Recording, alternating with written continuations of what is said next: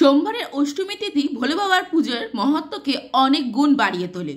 অষ্টমী মানে মা পার্বতীর তিথি, তাই এই সোমবারের অষ্টমী তিথি পড়লে ভোলে বাবাকে খুব তাড়াতাড়ি প্রসন্ন করা যায়। এই তিথিতে ভোলে বাবার পুজো করলে মা পার্বতীর আশীর্বাদ একসাথে লাভ করা যায়। সোমবারের সকাল বা প্রদোষকালে অর্থাৎ সন্ধ্যাবেলায় শিবজির পুজো অবশ্যই করা উচিত প্রত্যেক গৃহস্থদের। সোমবার যুক্ত অষ্টমী তিথিতে শিবজিকে দুধ, গঙ্গা জল, চিনি মিশ্রিত জল দিয়ে স্নান করানো উচিত। এতে চন্দ্রমা মজবুত হয়। এই দিন ভোলে বাবাকে একটি বা 5টি অখণ্ড বেলপাতার মধ্যে কোনো ছিদ্র বা ছেঁড়া পাতা নেই, সেই পাতাটি শিবলিঙ্গের ওপর অর্পণ করবেন। নিজের মনস্কামনা নিয়ে আশুতোষ অবশ্যই তা পূরণ করবেন। এই দিন অশোক সন্ধির স্থানে মানে শিবলিঙ্গের যে হাতলটি থাকে সেইখানে একটি দূর্বা নিবেদন করবেন। এতে সুখ সমৃদ্ধি বৃদ্ধি পাবে গৃহে। বহু দিন ধরে রোগগ্রস্ত কিছুতেই কমছে না, তাহলে এই সোমবার দিন অষ্টমী তিথিতে প্রদোষকালে 14টি ছোলার ডাল অখণ্ড শিবলিঙ্গের ওপর অর্পণ করুন এবং যে ওষুধটি আপনি খাচ্ছেন সেটি হাতেই নিয়ে মহাদেবকে স্মরণ করে ওং তম্বাকম যজামহে সুগন্ধি পুষ্টি বর্ধনম উর্বারুকমিব্য বন্ধনাৎ মৃত্যুর মুক্ষি মামিতৎ এই মৃত্যুঞ্জয় মন্ত্রটি পাঠ করে বাথরুমে গিয়ে ফ্লাশ আউট করে দিন, মানে নালিতে ফেলে দিন, জল ঢেলে দিন। অবশ্যই রোগমুক্ত হবে সেই ব্যক্তি। এই দিন বাবাকে কর্পূর দিয়ে আরতি করুন এবং সেই কর্পূরের ভস্য বাবার মাথায় নিবেদন করুন। বাবার ভস্য খুবই প্রিয়। এই দিন প্রদীপ জেলে সন্ধ্যাবেলায় বা সকালবেলায় 108 বার কোনো একটি শিবের মন্ত্র ওং নমঃ শিবায় বা ওং জুং স মৃত্যুঞ্জয় বীজ মন্ত্রটি 108 বার পাঠ করুন। সকল বিপদ থেকে, সকল রোগ থেকে শিব পার্বতী আপনাকে রক্ষা করবে। এই সোমবারের অষ্টমী তিথির মহাত্ম শিব পার্বতীর ব্রতকথা অবশ্যই শুনুন। এতেও আপনার বাধা বিপত্তি, কষ্ট, রোগ মুক্তি পাবেন। প্রদেশে একজন মহাজন দম্পতি ছিল, তাদের কোনো সন্তান ছিল না, তাই তারা প্রত্যেক সোমবার প্রদোষকালে অর্থাৎ সন্ধ্যার সময় শিব পার্বতীর পূজা শুরু করতে লাগলো।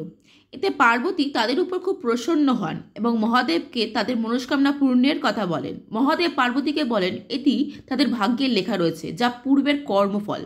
পার্বতী বিরতিতে মহাদেব রাজি হলো, কিন্তু সেই পুত্র সন্তানের আয়ু হবে মাত্র 16 বছর।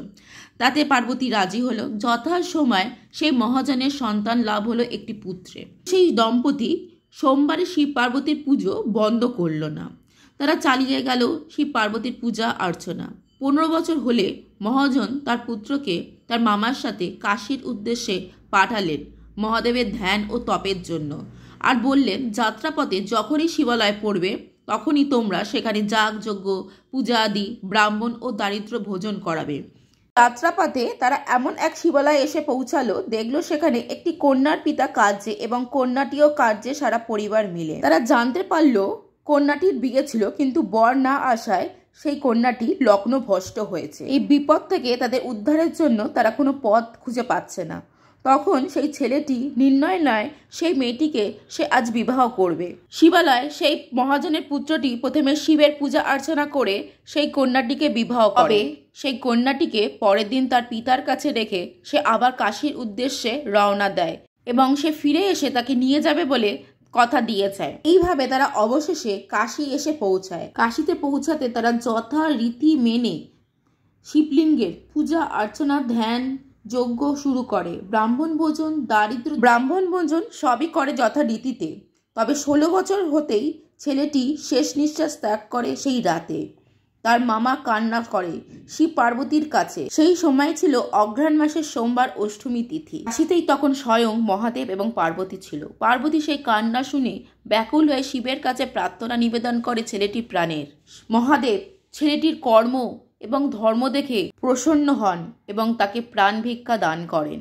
ছেলেটি আবার বেঁচে ওঠে এবং যথারীতি মেনে আবার কাশীতে শিব ও পার্বতী পূজা করে বাড়ির উদ্দেশ্যে রওনা দেয়। রওনা দেওয়ার সময় অবশ্যই তার বিবাহের কন্যাটিকে নিয়ে যায় তার বাড়িতে। এইভাবে সারা জীবন তারা শিব পার্বতীর পূজা করে থাকে।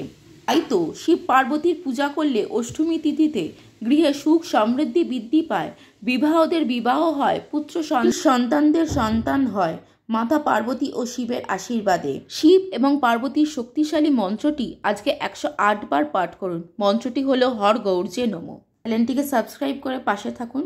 হর হর মহাদেব, হর গৌর্যে নমঃ।